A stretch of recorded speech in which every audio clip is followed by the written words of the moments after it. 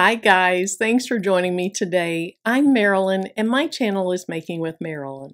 Now I do all things crafty, but on today's video I'm going to show you how I made this sublimation tumbler with this torn paper effect.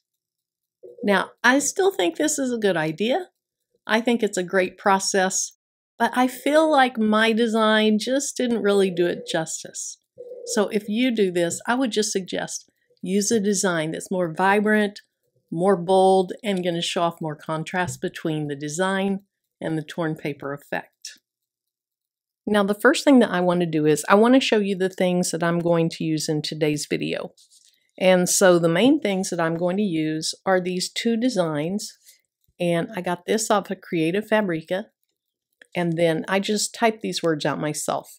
And it's backwards because it's sublimation, but it says bloom like a flower. So that's going to be for one tumbler. And then the other image that I have is this cute little smiley face image. And for this one, I typed smile on purpose. Now the thing about these two images are, this is kind of a new trend that I've seen. Well, new to me. Maybe it's been out for a while. But you know, we've been doing the 3D tumblers recently. This is called puff, or some people call it inflated images. And so if you're interested in finding these, you can search under puff or inflated. I'll also put a link to these two images in the video description if you're interested in these. For my sublimation tumblers, I'm going to use a couple of tumblers from Real Can't. We'll talk more about those as we go. I'm going to use some heat-resistant tape, some alcohol, a paper towel, some butcher paper. You could use copy paper. I use a rotary blade. I like this metal ruler that has the cork on the back, and then some scissors. And then I'm going to use a tumbler press for this. I prefer to use tumbler presses over convection ovens or other types of ovens, but whatever works for you is perfectly fine. Now with these tumblers, when I bought them, I think I got a box of 10, and they came with 2 straws, a cleaning tool, a couple of tips for the top, and then this rubber back, or this rubber bottom. I believe it also came with shrink wrap, but I put that on the shelf because I rarely use it. So I've already cleaned this one up. What I like to do is I like to go ahead and clean these with some rubbing alcohol.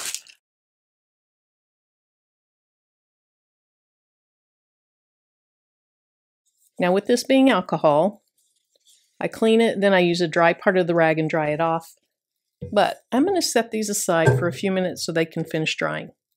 Then also, I need to make sure that this cutting mat is dry as well. All right, so let's go ahead and work with this image first. Now, the process that I'm getting ready to use is not something I've seen on YouTube.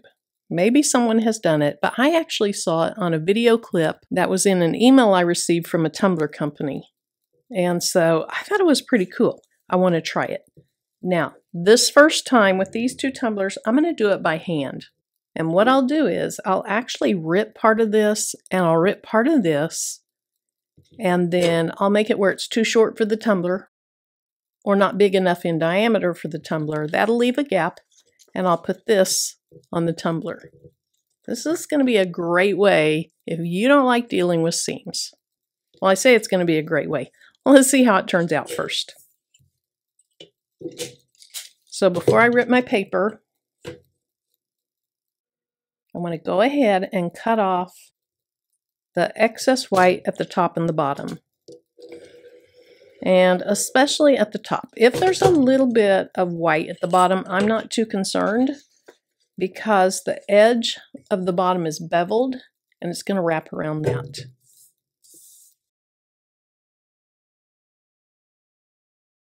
Now, a minute ago, I said I'm going to do these first tumblers by hand. And here's what I meant.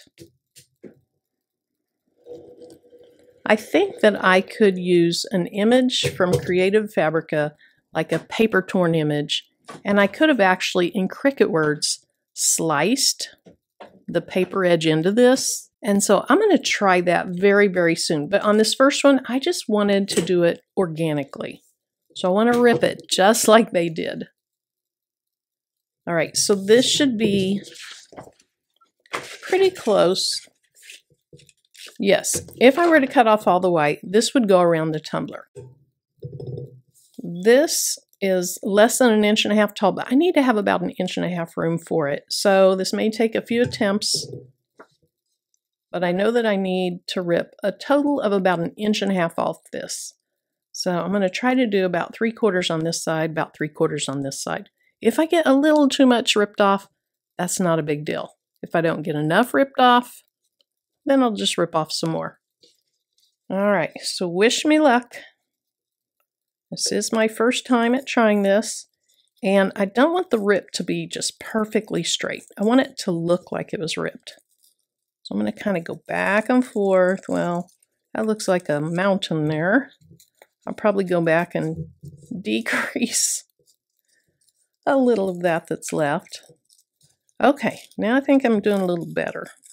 Just kind of going back and forth and back and forth. Now, I don't know that I'm ripping off enough down here, but I'll see in just a little bit. All right, so I like how I did this bottom half much more than the top half.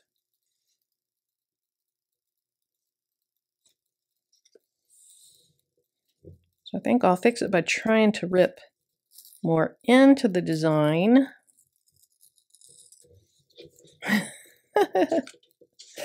I know it doesn't look so good yet. I hope it turns out really nice though. Now here's the other thing is, it is just going against every fiber of my being to put my hands on this print, because you really don't want to handle your images a whole lot. So I did wash my hands really well before I started this project. All right, that does not look so great. Now one thing you want to pay attention to, you don't have to pay attention to where the white is, because that's not going to sublimate. So I'm going to look and see where the actual ink is and judge by that. All right, it's just my first one. It may not turn out great, or I may love it. Okay, so on this side, because I took quite a bit off on this side, I'm going to stay closer to the side. I can always rip off more.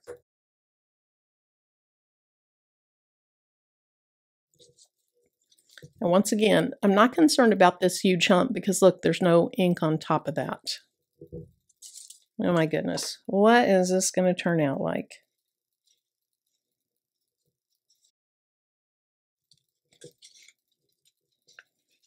All right, let's just keep moving on. Let's see how it turns out. Now, right now, it's too tall. And right now, I don't think I have enough space for my words. I would have to reprint this smaller. At this point, that's not a bad idea. But I'm going to keep moving forward with this one.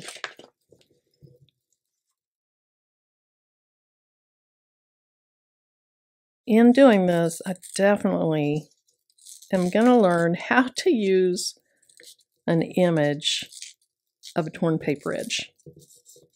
I'm going to learn it very soon. I like that. That looks pretty good. Okay, so when I made my words, I actually put a little box around it, and then I centered it in the box. I made the box about the height of my tumbler. It's a little too tall. So I centered this in the box. That way when I'm trimming it down, I can keep it fairly even. Or I can keep the white space fairly even. But it is too tall, so I'm going to trim off a little bit of the 2 ends, which will actually be the top and the bottom of my tumbler.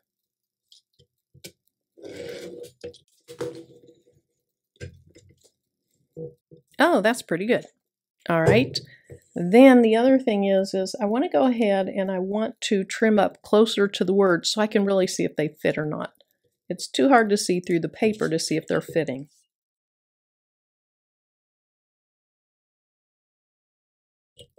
All right, hopefully this fits. I don't really have high hopes that it does.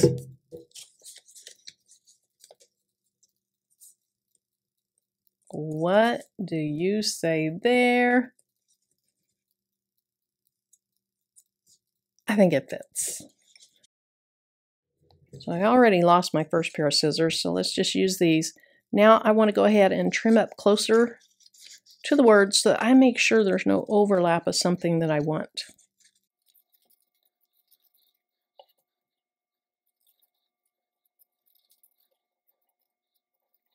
Now when I figure out how to use that ripped paper edge, what I'll do is I'll take my image. So I don't even know if I'll do this other one today because I think it's going to work better to do it on the computer.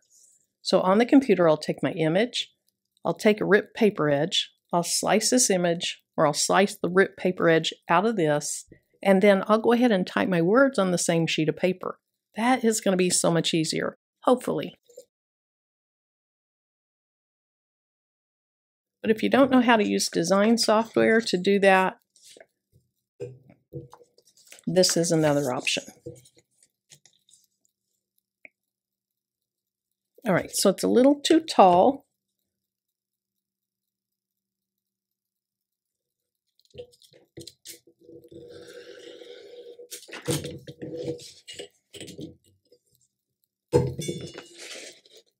All right, that is very close. I'm just going to take a tiny bit down here, and then we are going to put this together.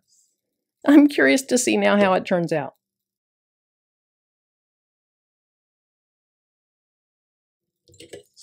All right, I'm pretty confident that's going to work, but I'm going to check it one more time. All right, I think that looks good. What I like to do is have a tiny bit above the top, just a tiny bit. And then at the bottom, I don't like there to be a whole lot. I don't like wrapping it very far around this edge because that's where you can get those puckers. Okay, I wanted to talk about this tape. I have a couple different sublimation tapes. This is one I have historically used after finding out that some of these yellow tapes will stain your items. So I found this. It was a referral from Industrial Fringe, and I love it. Now, I love the color of this tape. It is beautiful, but it's a little bit thicker than this yellow tape. And so for today, I'm going to use this yellow tape. The reason is sometimes people will get like the imprint of their tape on their tumbler. You can just slightly see a different texture there. And what I think causes that is too much pressure. So you're already going to have to put a decent amount of pressure on the tumbler. So I think that using thinner tape over thicker tape is probably a good way to go so that you're decreasing the chances of those impressions of the tape. So with making this basically the same height as my tumbler, for now I'm just going to tape it at the top and the bottom. Y'all, I am learning as I go. I've never done this, so I'm just experimenting today. Okay, I want to make sure it's really tight, and then I'm going to put this tape at the top, making sure this paper is stretched as much as I can. I press that over. Now, I'm going to go back. I don't want to put tape up here where it's high already, and the tape might get in the way of this. So in some of my lower spots for now, I'm going to put tape down. I might have to deal with this later on. I don't know. We're going to put it together and just see what happens.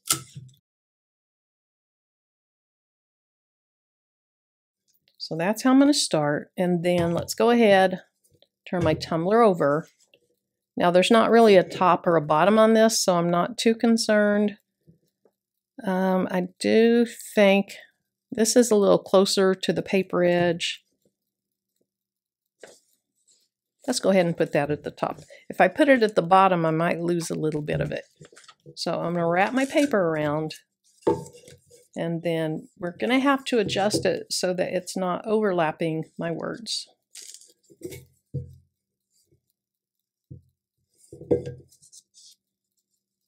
So just take your time and play with this. You only get the one chance on these tumblers. Okay, so this is overlapping a tiny bit, but where it's overlapping is just white. So that second layer of the paper, not where there's ink. And then I want to make sure that my paper goes all the way to the top so I don't have a white ring around the top. Okay, this is so much easier to do when you're working with a full piece of paper, which is why I'm really excited to learn how to do it on the computer. And I'm going to figure it out. Okay, so there's not going to be even amounts of white space here and here. I'd have to tear more over there. And we're going with it.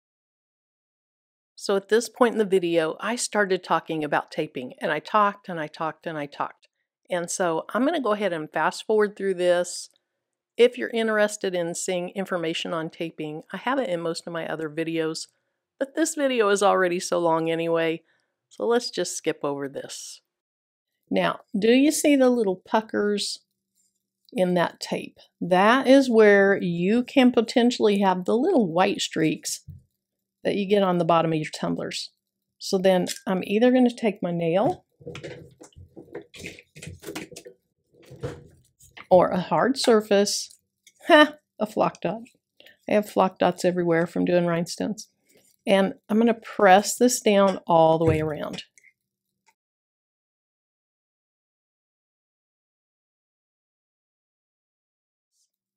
All right, we're ready to put this in the press.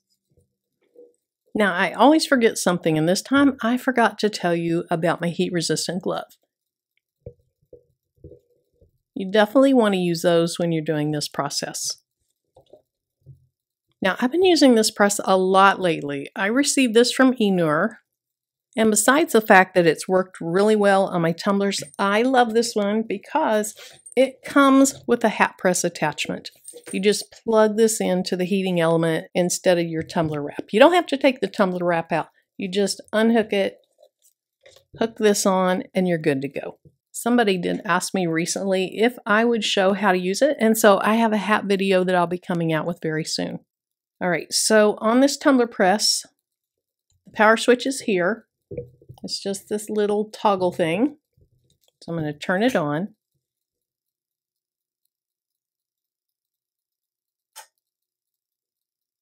And then on the front, I'm just going to lift this up so you can see. On the front, you have 4 presets. What that means is you can program it for 4 different times and temperatures. It came preset, but you can change each one of those. So I use preset number 1 for my tumblers. So if I press it, you can see it's going up to 375. I press for 50 seconds. I do rotate it and press it for 50 more, but those are the settings for preset number 1. Preset number 2, I have that ready to add rhinestones to my hats. And so what that say, I do it at 350 for 15 seconds. But we're going to go back to preset number 1. We're going to let this heat up. Now I'm going to hold it here so you can just see in real time how fast it heats up.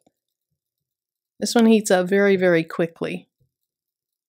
Now I think as it gets closer up to the temperature, it might slow down a little bit, but it does heat up extremely fast. All right, I want to go ahead and open this.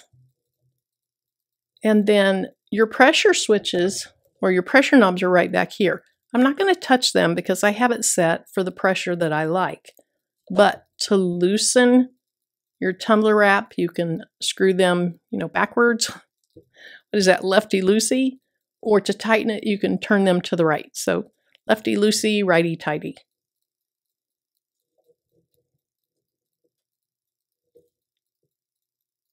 And then this is where the butcher paper comes into play. So even though this HTV Ront paper is a sublimation paper that I have not had bleed through the back of it, I still want to protect the press. For a tiny little investment in a sheet of butcher paper or a sheet of copy paper, I'm going to make sure I protect this press. Okay, it beeped 3 times when it reached the temperature of 375. And so here's the butcher paper. I do like to use butcher paper because I can have it long, and I like to use it kind of as a cradle. And a piece of just copy paper is pretty short. The copy paper, you're basically just going to be wrapping this instead of using it as a cradle. So what I'm going to do is I have the top end of the cup over here. I like it to my right because then when I open this before I rotate it, I can just use this hand with a glove and rotate it. But I'm going to have these words facing me. So I think the best pressure is at the front and the back. So even when I'm doing a seam, I always start with the seam either at the front or at the back. All right, so you just slide that in. Make sure that it's within the heat press. Then I have to press enter to get the time to start counting down. So what I meant by make sure it's in the heat press is I'm going to look at both sides, and I'm going to make sure that the tumbler is well within the center of this. So it's not perfectly centered, but it's not toward one end or the other.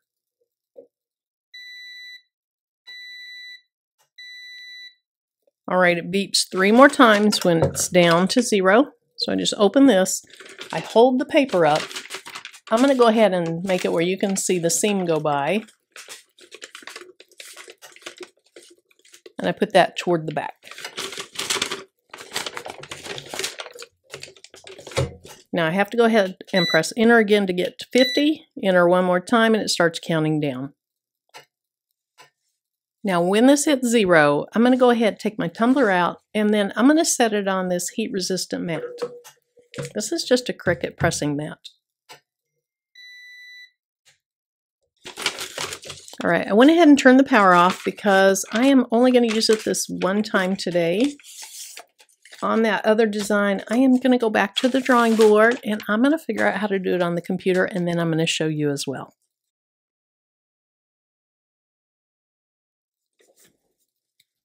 All right, now some people let these cool all the way off. I'm a little impatient, so I don't. And then sometimes you'll hear people say that it's good when you see the image through the back because then you know it's sublimated. Again, this HTV Ront paper, it has a nice backing that doesn't allow the ink to bleed. And so I don't typically see the image through the HTV Ront paper very much. But I'm not concerned. Not yet, at least.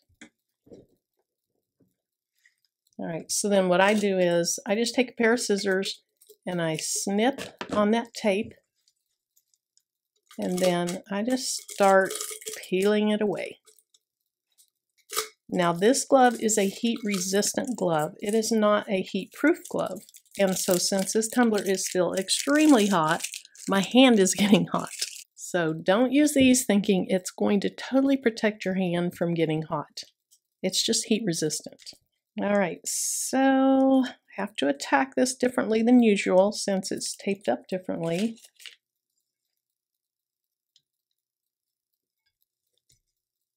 Usually I like to just peek at it, make sure it's good before I take the tape all the way off.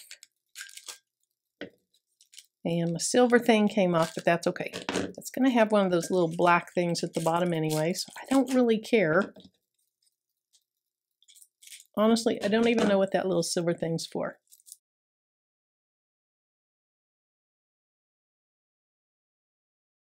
Now, if you use something to pick at your tape, be really careful. I would not pick at it up here because I'm going to have to be against the tumbler.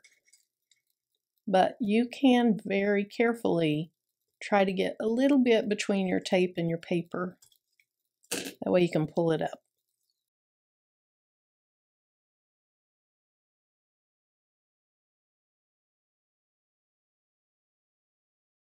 Ooh, that's cute.